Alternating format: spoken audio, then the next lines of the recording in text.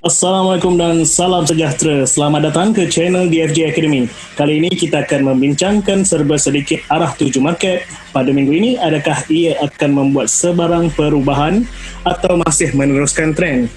Okey, pada minggu-minggu yang lepas, market outlook yang minggu-minggu lepas seperti FOMC, untuk berita undian GBP dan juga NFP, Alhamdulillah mengikut jangkaan dan juga ramalan daripada data yang kita terima, market bergerak seiring dengan data tersebut. So sebagai contoh seperti NFP, data USD menguat dan seperti jangkaan, dan juga outcome daripada data tersebut memberi impact seperti contoh pada pair gold, pada pair gold ia memberi impact yang lemah kepada gold, dan juga harga gold turun dengan mendadaknya akibat daripada NFP dan juga mata wang USD yang menguat pada hari Jumaat yang lepas. Okey, so kita akan mulakan kita punya perkongsian data pada minggu ini. Okey, seperti biasa kita buka dulu di Forex Factory dan juga set kepada tarikh 9 hari bulan Ogos sehingga 13 hari bulan Ogos, hari Isnin sehingga hari Jumaat. Pada minggu ini dijangkakan agak kurang berita-berita yang high impact. So berita-berita yang high impact sebelum ni dah berlaku pada 2 minggu yang lepas. Agak banyak berita high impact dikeluarkan daripada pelbagai mata wang dan juga daripada banyak daripada central bank daripada negara-negara yang besar. Okey, pada minggu ini kita mulakan dengan hari Isnin. Bagi negara Jepun dan juga mata wang Japanese yen, Jepun cuti pada hari Isnin ni, so berkemungkinan untuk mata wang Japanese yen agak perlahan sedikit berbanding di hari-hari yang biasa. Okey, kita terus pergi kepada hari Selasa. Hari Selasa juga tiada high impact news yang dicatatkan.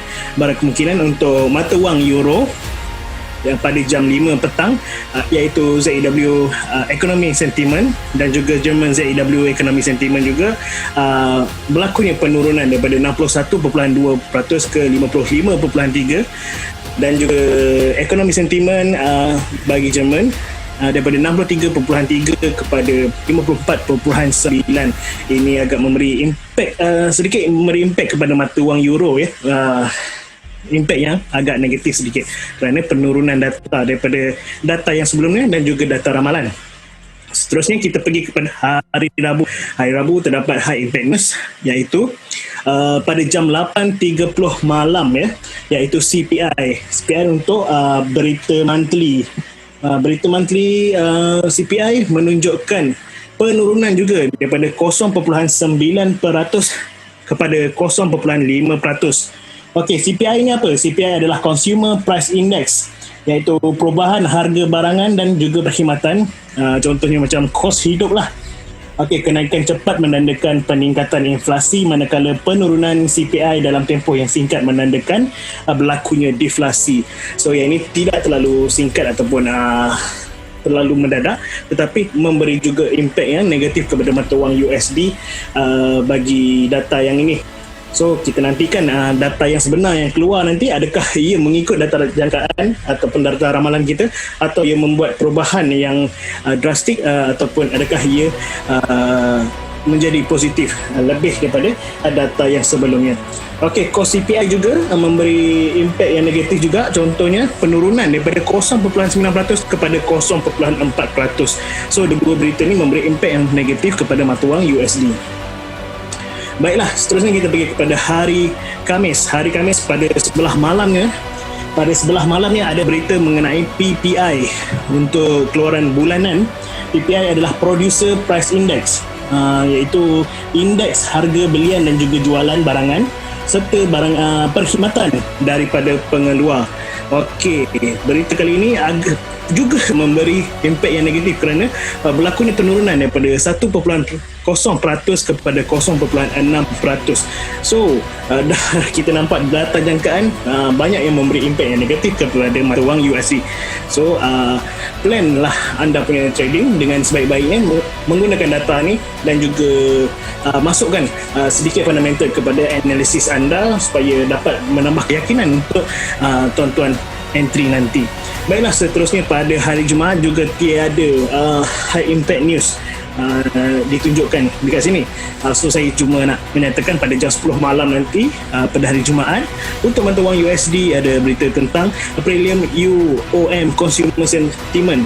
Okey, nampaknya data ramalan juga tiada perubahan dengan data yang sebelumnya, iaitu 81.2 kepada 81.2. Okey, sekian, itulah data yang dikeluarkan pada minggu ini. Minggu ini agak tidak banyak high impact news. So saya menjangkakan pergerakan harga mengikut pada trend yang dikeluarkan pada minggu lepas. Okey, contohnya pada minggu lepas mungkin berlakunya perubahan harga dan juga price tersebut telah breakout di kawasan strong support ataupun strong resistance. Kemungkinan besar ia akan terus mengikut trend tersebut pada minggu ini, kerana tiada data-data yang besar yang dikeluarkan pada minggu ini ataupun data high impact news. Okey, seterusnya saya akan mengkongsikan sedikit outlook ataupun mapping saya untuk beberapa pair yang saya ingin kongsikan pada hari ini. Okey, baiklah. Ini ada beberapa pair yang saya ingin kongsikan. Yang pertama sekali adalah mata wang Euro USD. Mata wang Euro USD di sini kita dapat lihat price telah break daily punya support dan telah membuat new lower low di sini untuk di time frame daily, di time frame yang besar. Tetapi bila kita lihat pada di sebelah kiri ni, chart di sebelah kiri ni pada history yang sebelumnya, di sini adalah di kawasan yang masih lagi di dalam kawasan zone support, masih cuma telah membuat satu lower low yang baru sahaja. So berkemungkinan price akan naik sedikit sebelum dia membuat penurunan yang lebih jauh jika ia meneruskan trend. So kita lihat pada minggu ini adakah ia akan membuat penukaran trend ataupun tidak, sebab data yang dikeluarkan pada minggu ini kebanyakan data ramalan menunjukkan yang USD lemah. So kita lihat dulu data yang dikeluarkan, adakah ia akan membuat reversal ataupun terus menerus membuat downtrend yang mengikut pada minggu yang lepas. Okey, itu adalah sedikit pandangan saya mengenai pasangan mata wang Euro USD. Seterusnya, pasangan mata wang adalah GBP JPY. Okey, baiklah. Di GBP JPY saya menjangkakan penurunan untuk pair ini kerana price tidak dapat menembus strong support di kawasan yang sebelumnya. So saya menjangkakan price berkemungkinan untuk naik sedikit di kawasan resistance dan juga terus melakukan penurunan di pair GBP JPY ini. So kita untuk kecilkan zone, tuan-tuan bolehlah masuk ke time frame yang lebih kecil dan juga mengurangkan risiko dan memaksimalkan keuntungan. Seterusnya, pair yang ingin dikongsikan adalah AUD USD. Okey, di sini saya melihat satu trend yang cantik, iaitu trend di kawasan ascending channel yang menaik ini. So price sekarang berada di kawasan yang cantik, di kawasan support.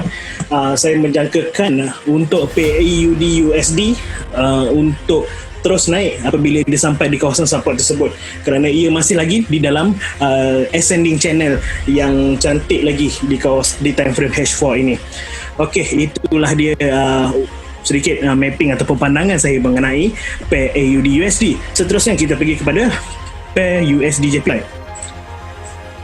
Okey, untuk USD JPY juga saya menjangkakan price untuk turun ataupun membuat reversal bersamaan dengan data yang kita dapat tadi, kerana di time frame daily price tidak dapat lagi menembusi kawasan strong resistance tersebut.